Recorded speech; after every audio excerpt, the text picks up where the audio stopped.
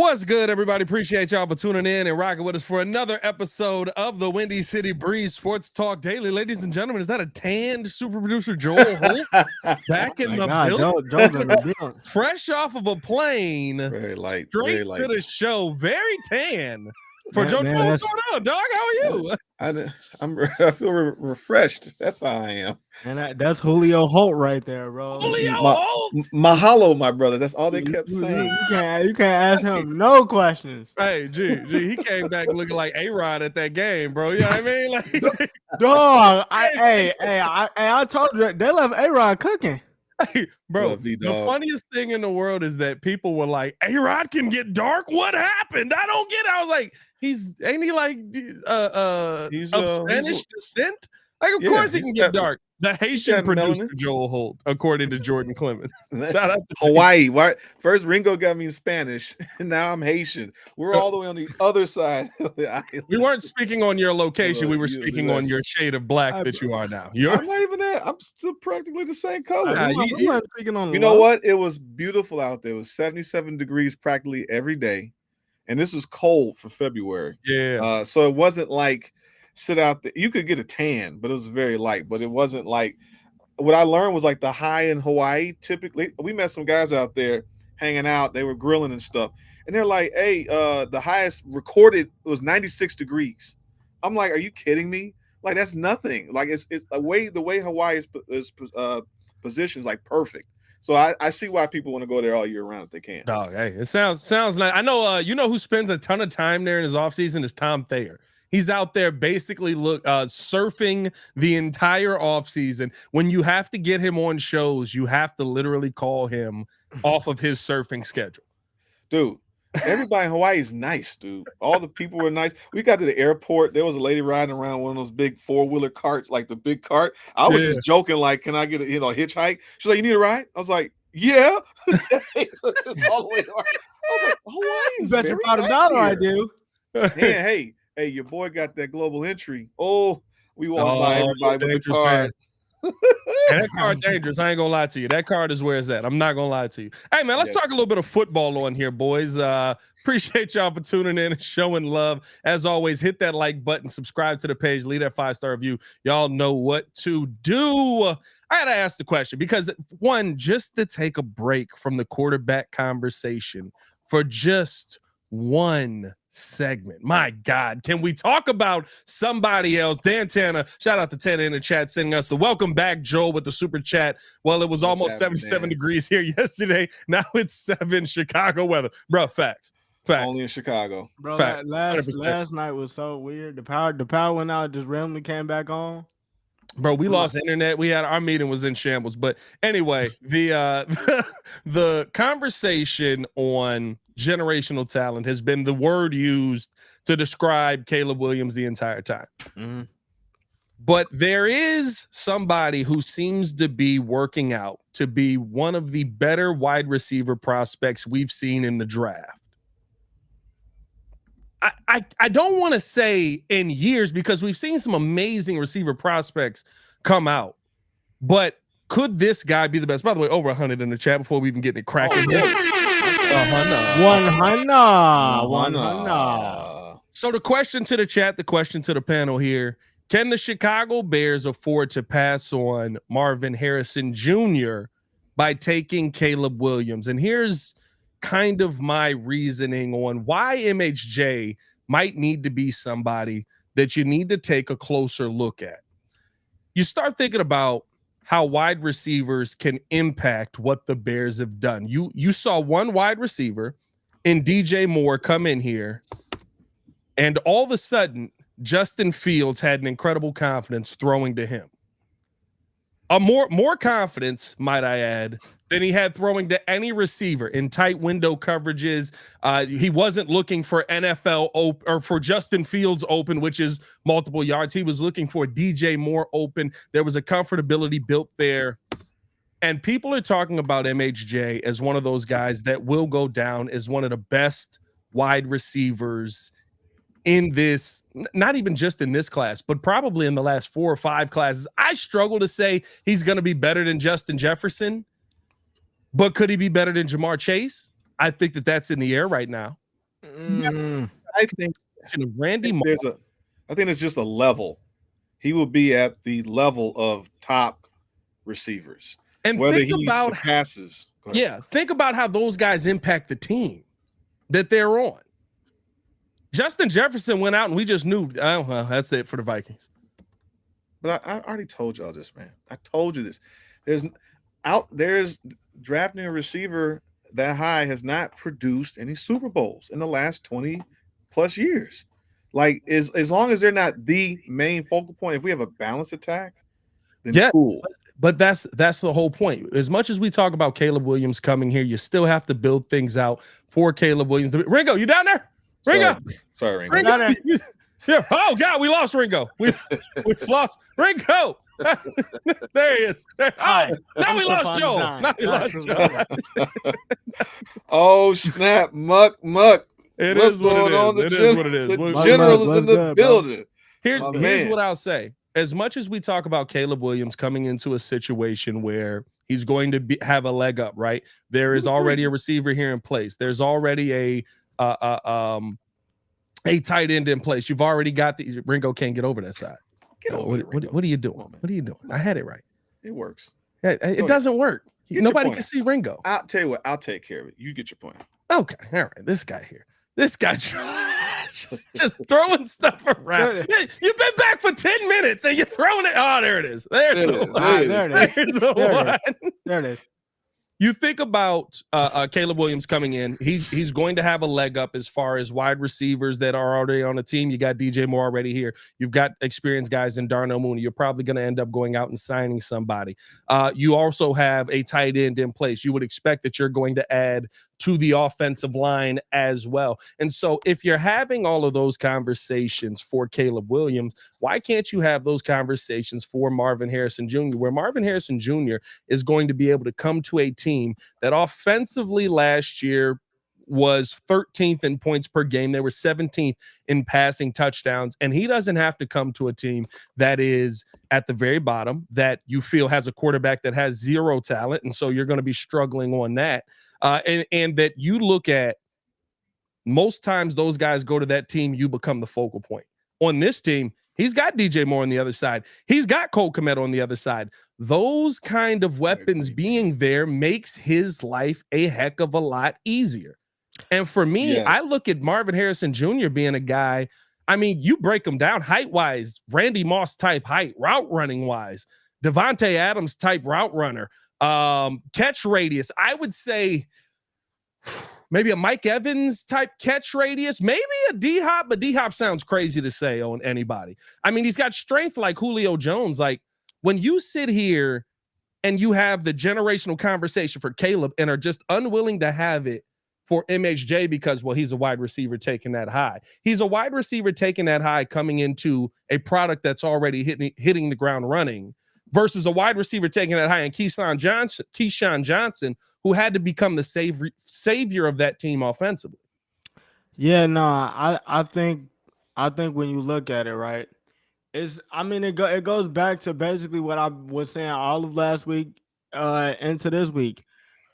Pauls is in like a unprecedented situation where like it's just like, not to bring up too much Caleb talk, but it's just like Caleb was saying, anybody that comes into this situation would be excited. The roster's almost halfway done. So with the roster being dang near almost done, you can have these conversations about putting the Marvin Harrison Jr. with a DJ Moore. And I mean, up until that point, I mean, if you look at it, you're essentially looking at not saying that they're on par, but you're essentially looking at the Philadelphia Eagles almost.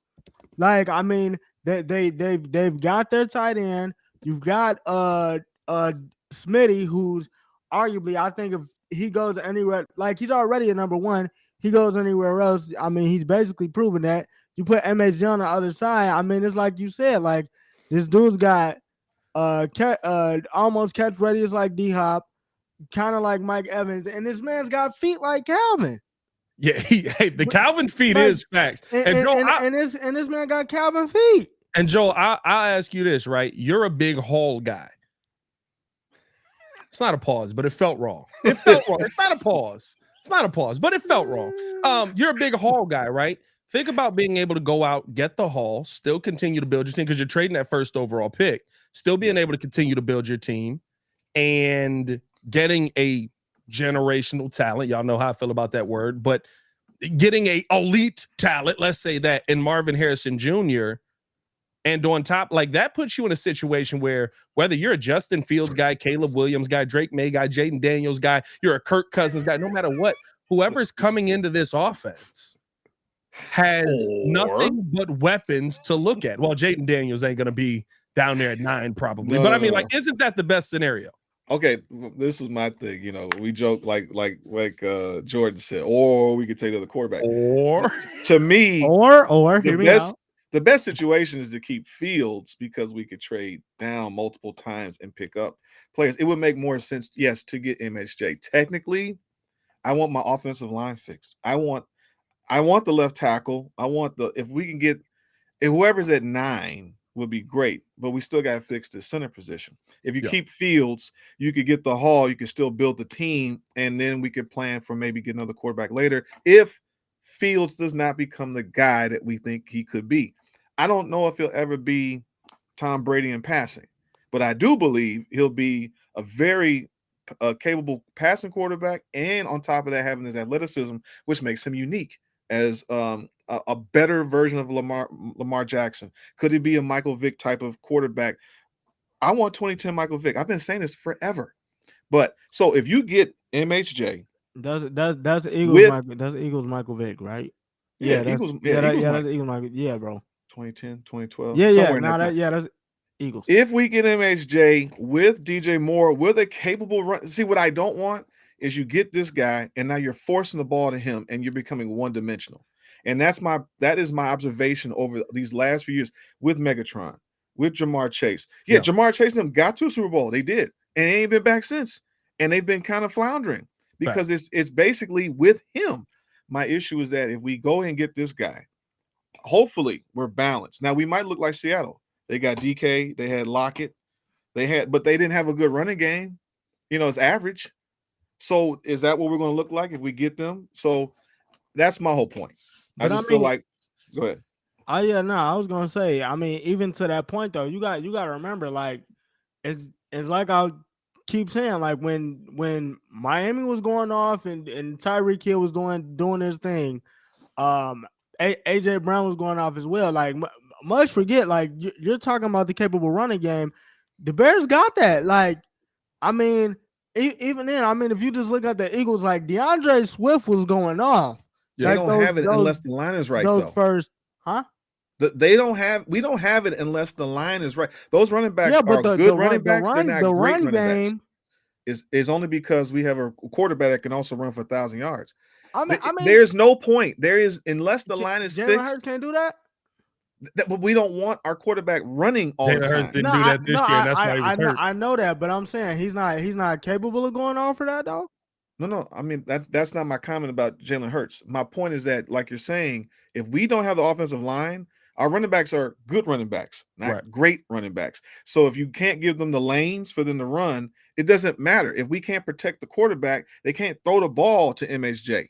Because guess what? We'll be doing more screen passes and more screens because we got DJ Moore and MHJ. But I think that's the whole point of it, right? Like, you're opening up an opportunity where if you feel like MHJ is the generational talent that people are talking about him for, possibly being, or he is the elite prospect. I like elite prospect better than generational talent, right? Yeah, he is the elite prospect that comes in and absolutely makes an instant impact to the Chicago Bears offense. You mentioned what Cincinnati did with Joe Burrow, right? Cincinnati takes Joe Burrow first overall.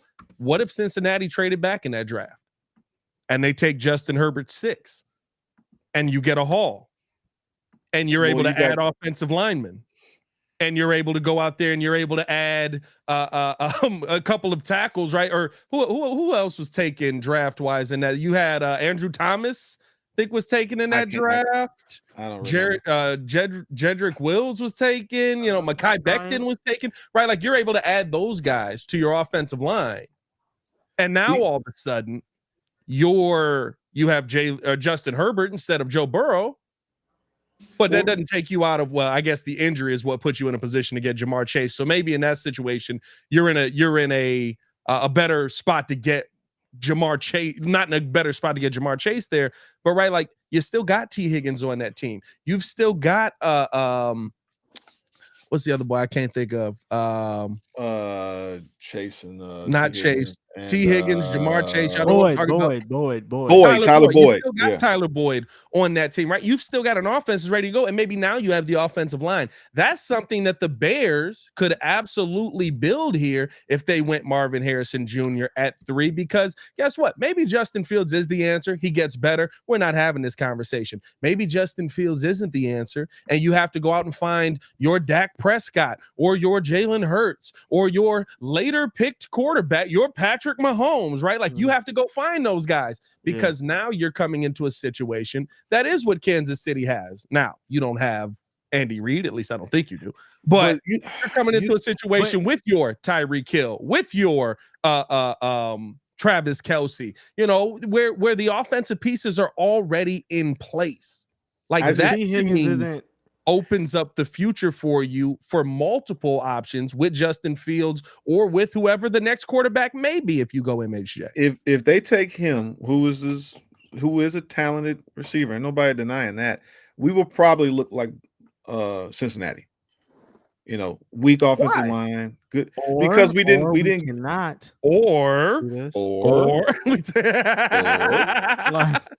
Why we look like Cincinnati though? Because you're moving back, you're still getting more draft capital in this draft. But even then, you're still trading the first overall. I'm not saying take no, you didn't. Overall. We didn't say okay. You weren't necessarily saying that. So the whole point is to trade down to 2 or 3. You still get the haul, right? Washington, we know Washington. We got to get the haul. Got to get it. Now it's not going to be the same haul, right? Moving back one spot maybe is not generational, and Ryan Poles has said, you know, he's not moving on from this first overall. It would take a lot for him to move on from this pick, and that to me probably spells us going Caleb. But I just want to have the conversation on, right? Say you move back one pick and you take him number 2 overall, right? Nobody's shocked that you took Marvin Harrison Jr. number 2 overall. That means you're sticking with Justin Fields at least for the next few years, and you're buying into him for a little while. Now I'm getting another draft pick in this draft. I'm definitely getting a second round pick. I'm probably getting some future firsts, right? Like, and now you're getting probably not the haul, but you're getting more draft capital. Heck, maybe if you feel like the Patriots aren't going to take MSJ, you can move back one more spot and get that Peter King package where now you're sitting at 3, you get the haul and you're able to get MSJ. I would say this is the situation though. Like the haul is all about getting draft capital and currency to be able to make these moves. So it might be that you get these extra picks. To me, I would try to flip this draft to we need other players now. Like if you keep Fields, for example, I don't want to just end up with just if we were getting MHJ, we still got to get a tackle out of here. Like I would take those other picks to be able, like I got these future 2026 picks or whatever, and use those to move up to get me somebody else so we can get some more starters, because we really need a left tackle and a center in my position on that O-line. Yeah. I think we can address in the draft. We probably can address maybe the safety, especially with that extra $20 million bump. So we went from we were at 70 million, now we're like at 80 or 90 million in cap or something like that. Yeah. So like that means now you might be able to get 80. We're at 80 million right now. Right, we were at 70. 62. Oh, it was 62. Right. Yeah, so that's actually one extra player. You might be able to get 2 extra players in free agency. So like to me, you're almost primed to go ahead and win now. Now, I did mention last week, it is about depth on the team too. So the idea is to stock up the talent. That's what we need. Now, if we're able to flip this, like I said, to get MSJ, that's great. My fear is that I don't want the Bears to become a one-sided type of team trying to force the ball to him. And we already got DJ Moore. And I don't know if we've proven that. Are we really going to be a balanced offense? Is that the call? Somebody's getting the call. That's the GM call right there. This is what's interesting about this whole situation, and we can actually get into Mel Kiper's mock draft after the break here. We're going to take a quick break, but this is the haul that is projected by Peter King if we move back 2 spots. So if the Bears move back, oh no, hold on, that's not the Hall. That's the wrong graphic, Pat. Darn it! I thought I had it. Thought it was going to be looking all good there. I added the new lower thirds too, so I had the Oh, you're a good man. Is this it? Is this draft options? I may or may not have the graphic here. I got to see if I can find the graphic. But basically, right, you're talking about. Oh, here is this it? Is this it? Oh, here it is. Here's the Hall. Here's the Hall. Give it a second. Is Baki cracking jokes? No, you ready? Keep it to yourself. Chicago Bear. For trading back for the Hall, you've got the 8th pick to Atlanta, and then of course the Bears would have the 9th pick overall. You've got a 2nd from Washington and Atlanta, 3 firsts and 2 seconds in 2025. Now that would be if you're moving back with Atlanta. If you're moving back just a couple of spots, though, right? I think you're getting similar when you talk about the future. The 3 firsts, the 2 seconds in 2025, similar draft compensation there. But you're maybe only moving back to 3 with the Patriots because maybe the Patriots feel like you're going to take our guy. We want to go Jaden Day, right? Like they might go quarterback. So, well, I would assume they go quarterback, right? But it's about wanting to get your quarterback. You got a whole new regime in there. Can Ryan Poles play them a little bit? Yeah, I mean, like my whole point of bringing this up is to say, is there an option for the Bears to go out and get the draft compensation you need, still come away with this? Because all we're talking about is generational player, right? That's what we're trying to come out of this with. We don't want to look back at this draft and go, we should have had that. I think you're in more of a position to say we should have had that if you're watching MHJ score touchdowns on somebody else's team than if you build out more long-term success for having multiple receiver options, multiple weapons offensively, that a quarterback can come in, even if it's somebody later, even if it's another guy outside of Justin Fields, and take advantage of what you have here. I was just thinking about how the whole point of taking these type of, we want starters and we want guys that's going to be here for 5, 7, 10 years type of situation. We're trying to find the right guys. I was actually having this conversation with my wife earlier where I'm like, there's so many situations where these top guys are going to bad teams and they're not being, utilized. Like I was saying, how with Joe Burrow, number 1 pick, right? We just talked about Burrow, and he may not have any legs because he can't. He's gonna die. Andrew Luck goes to, great talent, but we don't have the infrastructure to support these type of players. And so the issue I have is that I don't want to get him in a situation where now we got this great talent and we're not. That means with him and DJ Moore, we need to at least have that's 2 1,000-yard receivers at a minimum. But it's just like at a minimum. But it's literally just like they were saying, like even today, right? And that's been my whole point, even with the Caleb thing. If you feel like either way, whichever way they go, with whichever top pick, even if it's Caleb, Jaden Daniels, or Marvin Harrison Jr., this will be the first time that they go to a team where it's not like, oh well, I mean he's nice, but they don't got a defense. Oh, he's not the first time, but it's one of those situations where you feel like you're definitely right. No, like you as the first overall pick or the second or the third, whoever goes to the Bears is definitely in a more favorable situation. Like everybody, Washington, or if you go to the Giants. Think about it. Think about Ezekiel Elliott that went to the Cowboys, right? Yeah. They already had a line in place. He was cooking in Ohio State, and when he got there, he was cooking. For at least the next for so many years. He got him another contract. And my point is like a team like Dallas, like I want us to be like that where they come in here and they can actually thrive versus like you don't want a Walter Payton situation here where he's got to do all the work. He is the only talent. And my whole issue is that I want our infrastructure in place that if we can get the linemen right, like nobody that is so it's like it's almost undervalued. You talk about Philly, we've talked about this over and over again. The Cowboys, Philly, a lot of these teams that are consistent.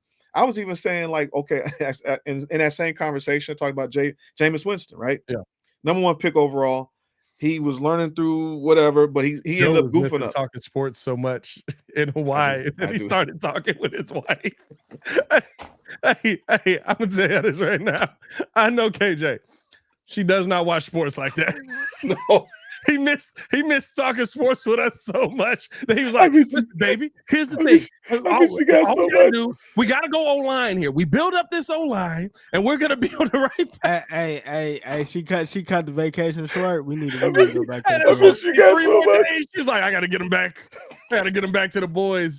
Shout out to that dude, J773 said, if we get Caleb Williams, how can we get 3 to grab MHJ? And if not, would you trade 9 and a 5th rounder for Jefferson so Minnesota can use that pick to grab their QB? I don't think Minnesota that's crazy. would ever trade in the division Justin Jefferson. I'm not going to say they wouldn't trade because I know they'll do that. I don't think they would trade Justin Jefferson in the division. Hey, that would be hilarious. Hey, Pat, I just thought about it. Hey, you know what she did? Hey, he was like, hey, man, we really, we need to go get Caleb. We put pieces around him. We get Jackson Powers. And then after that, like, we'll be solid. She was like, look, I just asked you if you wanted some food. I just asked you if you wanted some pineapple, baby. What are you how do we get here? Like, I thought pineapple was code for build up the offensive line. I thought that was the signal we used. What? It wasn't that. The context was just we were at this restaurant earlier when we got back. And so we're seeing all the draft stuff. I was like, I can't wait for this to be like when we get to the end of drafting. And I said, this is a pivotal moment in the Bears history. She's like, really? Like, yes, this is serious. So that was awesome. That's what it led to. It's real serious. He was in Hawaii in a hammock, just like, what would Ryan do? WWRD. That's the future. Hey, let's take a quick break, man. Let's hear from our sponsors over at Aura. Joel's going to talk to his wife a little bit more about football, and we'll be right back right after this.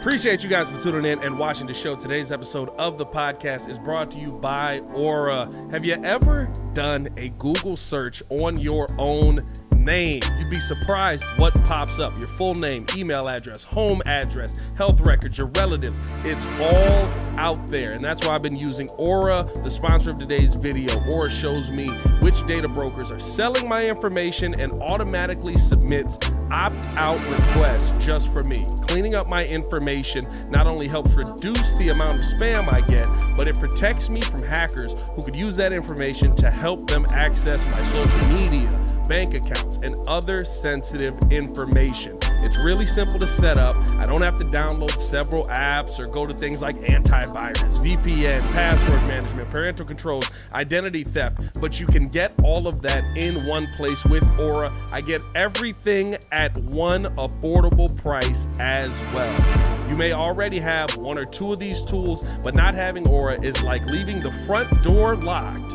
while leaving the back door and windows wide open. For you to be able to take advantage of Aura, we got a special deal for you here today. Stop data brokers from exposing your personal information. Go to my sponsor at https:/aura.com/the Windy City. Again, that is aura.com/the Windy City to get a 14-day free trial and see how much of your information is being sold.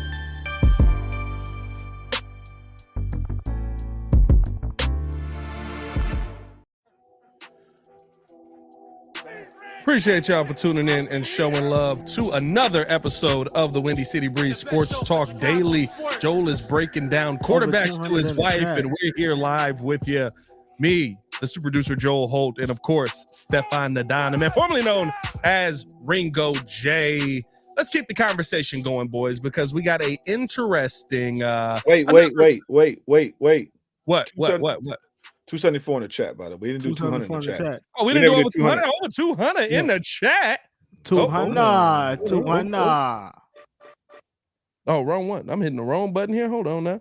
Over. There it is. Over 200 in the chat. Appreciate y'all for tuning in. Thanks, Dan Tanner. Yeah, I made that beat a while back.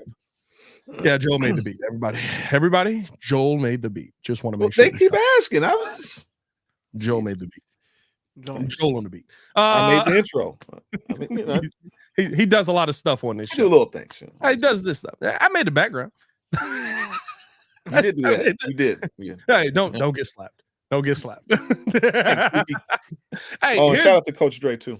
Here's something interesting. We got Mel Kiper's 2.0 mock draft for the Chicago Bears. Mel Kiper keeping it very simple, going Caleb Williams 1 to the Chicago Bears. No surprise there. He says, as we approach the 1-year anniversary of the Bears trading the number 1 overall pick to Carolina, I continue to believe they will keep this selection and move on from Justin Fields. It's about restarting the quarterback clock and taking one of the best all-around prospects of the past decade. Williams has a rare skill set in terms of arm strength, accuracy, decision-making, and mobility. Chicago will need to continue to help him. The organization could add a playmaker with the number 9 pick, and it also has cap space to make moves in free agency. Here's what that picture of Mel Kiper is hilarious because it's got to be from 20 years ago, bro. Mel Kiper's a Batman villain. Can we admit that? Hair. He's definitely a Batman villain, bro. That hair, that's a helmet. That's a Mel helmet. Kiper at one point, and I've heard he's the nicest man in the world, bro. I really want to get him on the show.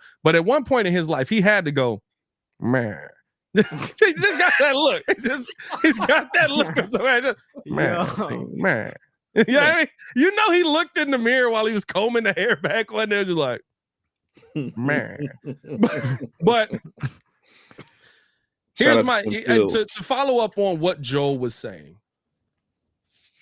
If you've got Caleb Williams, how do you go out and build that offensive lineup through the draft? There's going to be some guys in the second round that are still going to be some nice names. You're probably trading Justin at that point. Well, of course you're trading Justin, so you get some second round picks in there, but can you address center and left tackle in this draft? Probably not. Does that mean Braxton Jones is sticking around? Is that what you want for a rookie quarterback? Do you go left tackle and don't go center? Like, those are the questions that I think make it really tough if you draft Caleb Williams here. I think we take a step back, or if you do this, you have to insulate him. He will make rookie mistakes. He's going to be rough. He's going to be like the first 4 weeks, 4 or 5 weeks, and then there'll be like some type of growth for him, right? I mean, hopefully he does what my man did down there in Houston. But hopefully he walks in and it just is like, he's got better weapons. You have to insulate him. The defense has to be lights out. The running game has to be super improved. Yeah. And we only have technically 1 receiver right now because I'm pretty sure they're not going to pay Darnell Mooney. And that means that unless they get another receiver somewhere in the draft, but he needs more weapons. We need another tight end. Like, he has to be, if it's going to be like a Russell Wilson style, a Seattle type of year, we need that line right and to protect him. Yeah, and I think, I mean, even with that, I'll probably say, like, what do you do with that 9th pick? Because I'm thinking, like, maybe you can go out and possibly try to get a Malik Neighbors. I mean, because listen, Jaden Daniels does just as much work outside the pocket as Caleb. Yeah, and you're gonna need those guys to know, like, hey, when the play breaks down, I need to be here. Like, and there's also, like, yes, Marvin Harrison Jr. is a generational talent. There's a drop off between. I'm telling you guys right now, there's a drop off between Malik Neighbors and Romo Dunze. I'm just saying, but Dunze. Is that we switching it to Dunze? I thought it was Odunze. Odunze. Are you saying Neighbors is rated higher? Hold on, boys. He's breathe real quick. Over 300 in the chat. 300. Dunze. But are you saying Malik Neighbors? No, are you saying Malik Neighbors is rated higher than Odunze, or are you saying Dunze? Malik Neighbors was, if you go back and look at his numbers, he was the best the best wide receiver in college football. Like, that game that everybody talked about that Jaden Daniels was going off, Malik Neighbors had, I think, like 269 yards. Yeah. By himself. So I mean, if you surround him with those types of weapons, just like Mel Kiper was saying, like, it's on the Bears to, like, continue that development. Well, listen, Mel disagrees with you from that point because he's got you guys taking Rome Odunze at 6 to the Giants. So y'all just Y'all just don't care about quarterback, huh? Is that how this? Yeah, I've not seen one mock draft where the Giants are taking a quarterback. I'm not gonna lie to you. I've not seen one. It's out my hands. Hey, we now. It's above me. No Saquon, no Saquon, no Daniel Jones coming up this year. We wide receiver. That's the answer. I don't get it. Tommy Cutlets, baby. They got it. Tommy Cutlets, baby. You know what's coming. Big cutlet action. He actually has the Chicago Bears taking Malik Neighbors 9. It says we're back around to the Bears, to whom I gave quarterback Caleb Williams at number 1. I thought about an offensive line, though it may be a little too early for Troy Fontenot from Washington, the best guard in the draft class. I also considered cornerback, though Chicago could franchise tag or sign to a big extension free agent Jalen Johnson, which would plug that hole. And since this is a strange year for edge rushers, Latte Latu has medical questions that should be answered at the combine, and I don't have a top 15 grade on Jared Verse. Let's instead select a dynamic playmaker to make Williams' life easier. Neighbors had 89 receptions for 1,569 yards with 14 touchdowns last season, with 1,009 of those yards and 12 of those scores coming when he was lined up in the slot. That versatility would suit new coordinator Shane Waldron's offense. I have 4 wideouts in the top 11 of my rankings, and all 4 likely will be top 10 locks in any other draft. Now, here's my issue with that. And it is what Joel said. That sounds great. It sounds very okay, cool. What are you doing with the line? I need premier talent at the line. We had Brandon Thorne on who scouts offensive linemen down at the combine, big guy for a show on YouTube and on I believe he's also on Patreon and also has articles that come out for Trench Warfare, talks with all of these offensive linemen.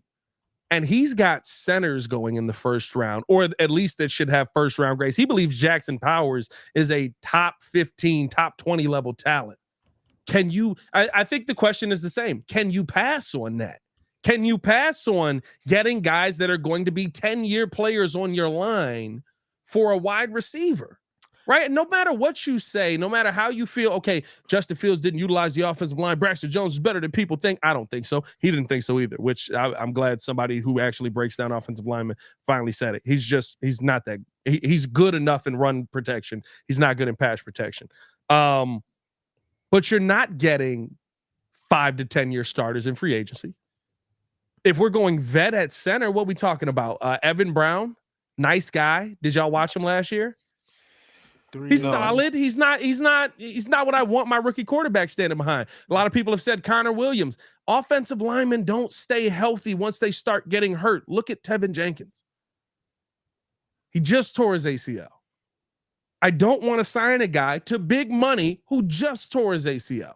Wait, and he's still going to get big money from Miami, center from Miami. Oh, I'm like, you said Tevin. I'm thinking Tevin. I almost had a conniption. Sorry. Nah, but I mean, even that though, I'm gonna be real with you, Pat. With the teams that's lined up again, if you're looking at 1 through 10, I don't think that they're gonna be in a position to get an offensive lineman with that 9th pick.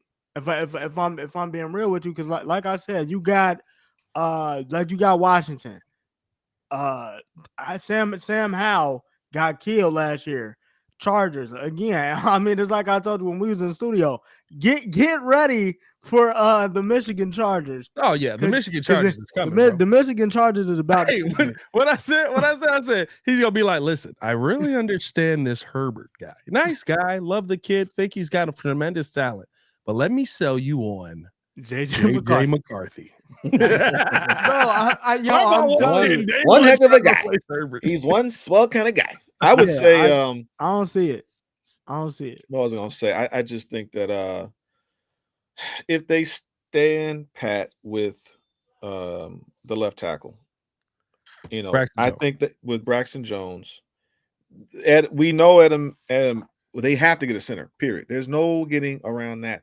They could essentially still keep the left Braxton Jones. We got Jenkins, we got Wright, you get a center. So I still don't necessarily I'd rather see an upgrade of our guards. Wherever Jenkins is, the opposite. So I don't know if I believe in what's his name?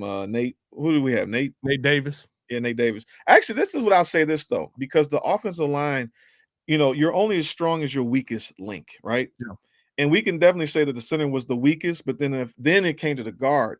But imagine if the center is upgraded, does that affect everybody? Because now you're not overcompensating. I think one of the main reasons we lost Howie Long's kid, Kyle Long, early was because we didn't have a solid line. He was talented, but I think when you're doing too many things to try to overcompensate, that can open you up for injury. That can lead you to bad traits and things of that nature.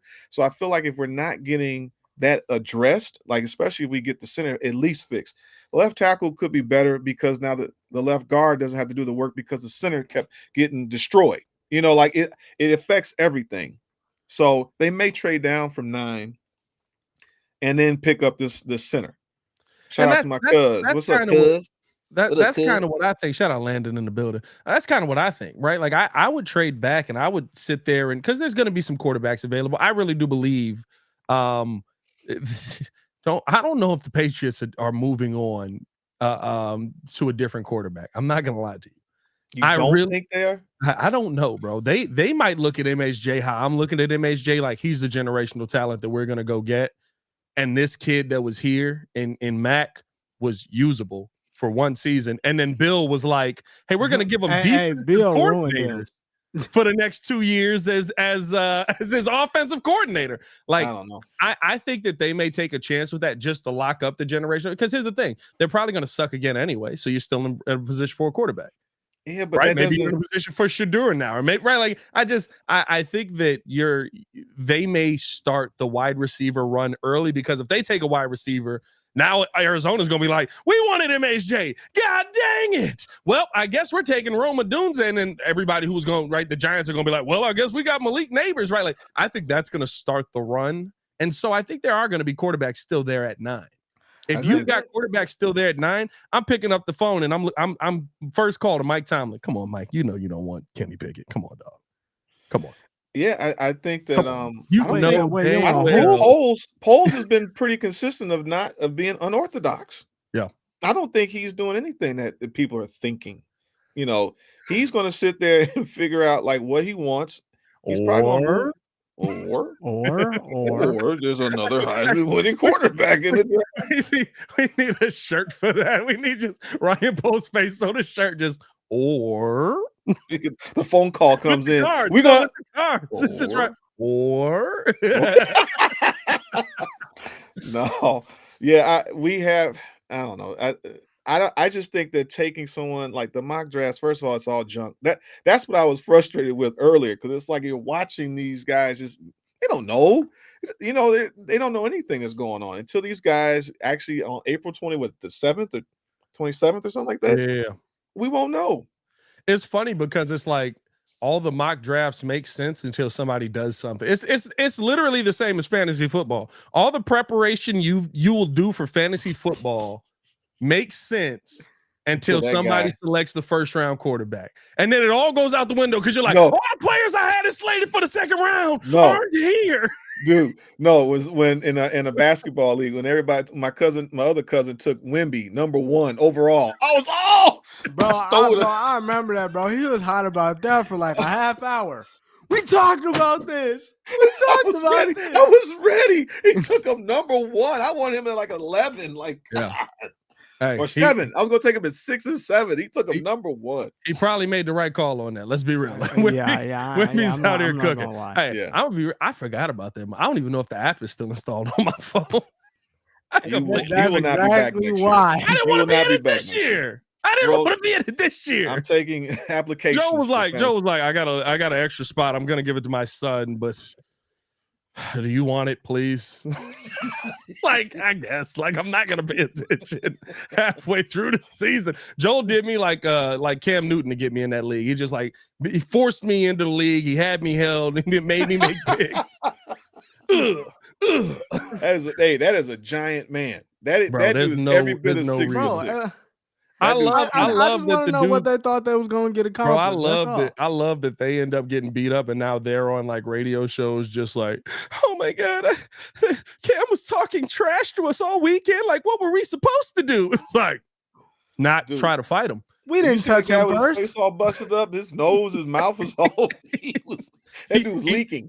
He is not. He is not going to win that lawsuit. I'll tell you that much. You No. know a lawsuit's coming, but he is not gonna win that. Hey, we gotta tell you guys a quick message from our sponsors. We're talking about Underdog Fantasy here. Let me get all this stuff up on the screen. There we go. Appreciate you guys for tuning in and showing love. I want to tell you guys about the easiest way to get in on the latest in NBA action. It is Underdog Fantasy and their pick'em game. Just pick higher or lower on your favorite or least favorite players, and you can win up to 20 times your money in a single night. Listen, when I tell you guys, Underdog Fantasy is one of those things where it's a fun game where literally you can almost just go, I don't trust Kobe White to score more than 20 points on Drew Holiday, and pick lower, and just all of a sudden you're like, oh, I was right. There's a green bubble there. That's nice. Like, there's so many things about Underdog Fantasy that just make the game so easy. And there's sometimes where you can get into what they're calling what is it called? Hold on. They're why am I missing this? Oh, there's no league engagement. You can get into their pick'em games where you can win up to 100 times your money in a single night if you're able to get one of those jalapeno logos next to the player that you pick. All of a sudden now your money can be doubled up to 20, 30, 40 times. And they even give you some pick'em insurance, which gives you a little bit of wiggle room if you're not as confident in a certain entry. One night you feel like, maybe Giannis isn't going to go out there and get 25 rebounds tonight. I'm going to pick lower, but maybe. You put the insurance on there, all of a sudden you're talking about having a good setup for your roster lineup that night. And you can do all of that by signing up over there with the promo code TWCB. That's all you got to do. Go to Underdog Fantasy, download the app with the promo code TWCB, and you can sign up right now. I appreciate you guys for tuning in and showing love as always, man. Bellissimo's in the building. Said, glad you're asking the question. Generational talents, MHJ, JPJ, Zach Frazier. JPJ is an interesting one. Generational challenge for Jackson Powers Johnson, huh? Maybe. I just throwing that title's getting thrown around too much, man. Hey, they're slinging it every year. Everybody's single doing year it since they're kids now. There's no more. Not everybody's as specialized. I had a thought about, like in basketball, like what made basketball, especially like in the 90s and 2000s, special to where we are now. Because back then there was more individuality of a guy like Tim Hardaway had what? UTEP two-step. Iverson had his unique cross, like his crossover. Rod Strickland, Penny everybody had a different type of move, and now everybody is pretty much the same. They do all the same stuff. What made 90s basketball interesting? Fights. No, that's 80s. One word, fights. What else, Eric? He said, I sent requests for fantasy and you can't say no. Bro, I know what you tried to do. Right there. That's dark. That's dark. What? That's dark. What? No, not you. Oh. Not you. The one who commented. Okay, I got you. Yeah, but I'm just saying that was. But see, my point is that now everybody's been in camp since they're 4, 5, 6, 7, 8 years old. Everybody's kind of doing the same stuff. So it's not that you're necessarily as generational. It's just that you're combining the work ethic that some people didn't have before. It used to be so many people had this. Now everybody's doing this. Everybody's getting trained. There's quarterback classes, the linemen, the defensive ends. That everybody's running 40 yards. Like it's nothing now. And so now it's just the best of the group of an athletic generation. Joe grew up in an era where everyone didn't run a 4.4. Joe grew up in an era where literally y'all think those highlight tapes are in slow motion. No, that's just how they was running back then. Like that was. I think I ran off the street. I was like a 5'3", and I was like working hard, like off the street.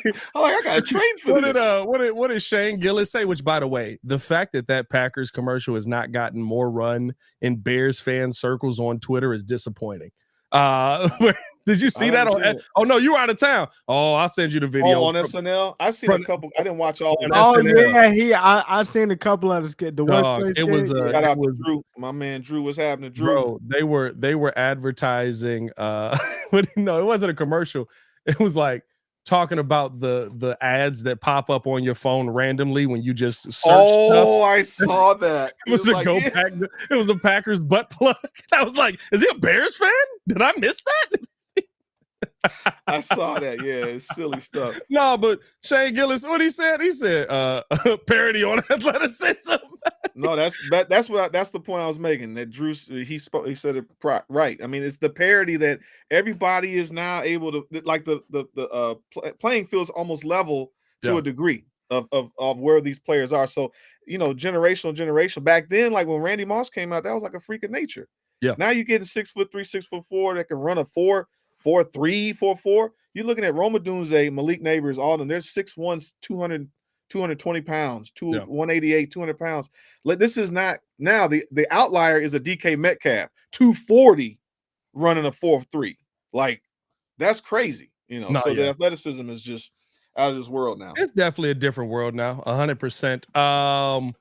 Let's finish it out with this here. Greeny and Hembo were debating different scenarios for the Chicago Bears quarterback situation right now. And Greeny talked about how he believes that the Bears can get all the information on a Justin Fields trade this week. And because of that, he believes Justin Fields will be traded by the end of the week. I ask you guys this. I asked the panel this. Do you believe that Justin Fields will be a member of the Chicago Bears by the time next week gets here?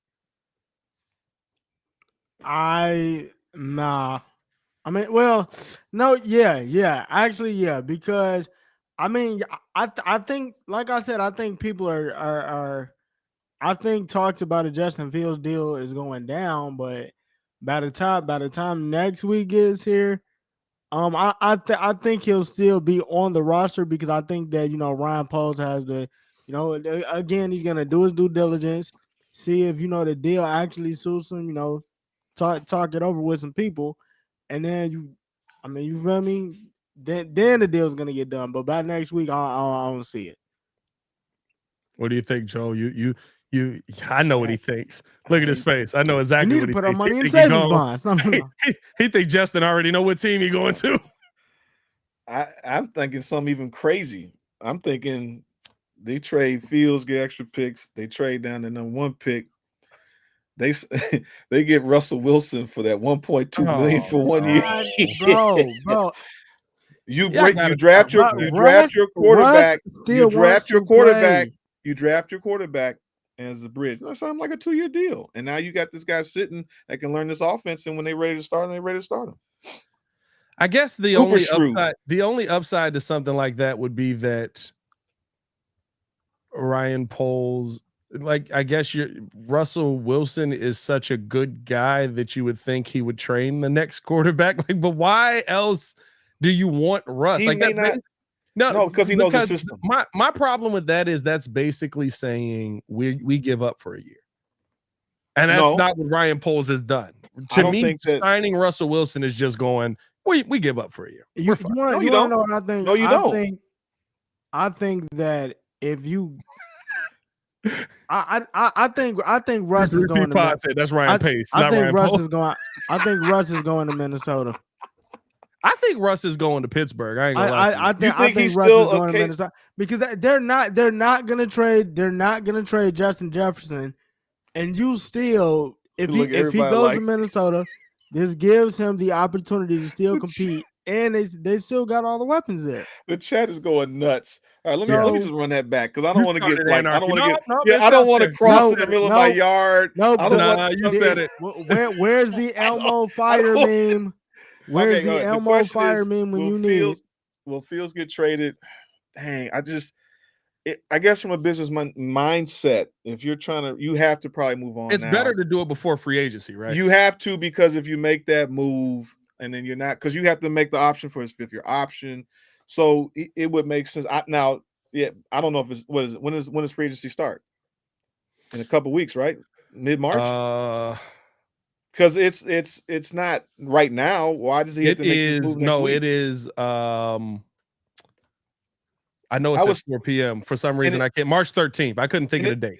And it doesn't make sense to trade. He can't trade him right now because he's going to tell his hand. Remember, this is the whole point of the cards. Well, at that point, not really. At that point, right? You're not. It doesn't matter if you tell your hand.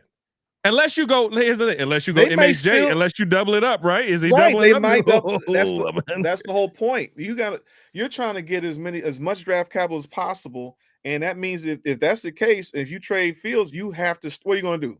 Are you starting a rookie quarterback, or before if I draft them number 1 overall, yes. Okay, Right. so if I draft the number 1 over, you think if I'm drafting Caleb Williams, I'm putting Russ in front of him? I was just being, or Jaden Daniels, or who? No, I'm just saying whoever it is, like veteran quarterback scenario. It could be whoever, but I don't think if you're drafting a quarterback in the top 5, you're starting anybody. You don't necessarily have to start him. If Poles is even recreating what happened in Kansas City, right? Oh boy, could sit a year. I'm not saying that could happen, but all I'm saying is I don't think they were going to do that to tell their hand right now. So trading him at the end of this week doesn't do anything, but it puts pressure on. It's either you're either going to be starting a rookie next year, or you're going to sign some free agent, which I don't know if they're going to do that. So now you get Fields because you're getting an extra pick. Does that mean that those picks for Fields turns into maybe Jackson? Is that the Jackson Powers pick? Maybe if you can move up enough. I think you'd have to move up to get. I don't think Jackson Powers is getting out of the first round. I really don't. He's not getting past. He might be. Right, he might move. They might trade down from 9. Getting past the Chargers, but they might move down from 9. Not getting past the Chargers. If we being honest, I'm trying to put y'all on, y'all. he say they building that Michigan. Chargers, I'm trying to tell y'all what about that. He'll get past them. He'll end up getting past them. But it's just I think I bet you Blake Corum end up on the Chargers. It's just, you know what I think it is right. You got the March 13th date coming up. What is going to change about the trade if you make it by this week or next week? If you do end up moving on from Justin Fields, I think whatever Atlanta's coming to the table with, that's what they're coming to the table with. Maybe the Steelers are coming to the table with something, but those are really the only 2 teams. The other team that's been linked to him has been Atlanta, the Raiders, and I have zero belief that Luke Getsy wants to run that back again. Are you talking about Justin? Yeah, no.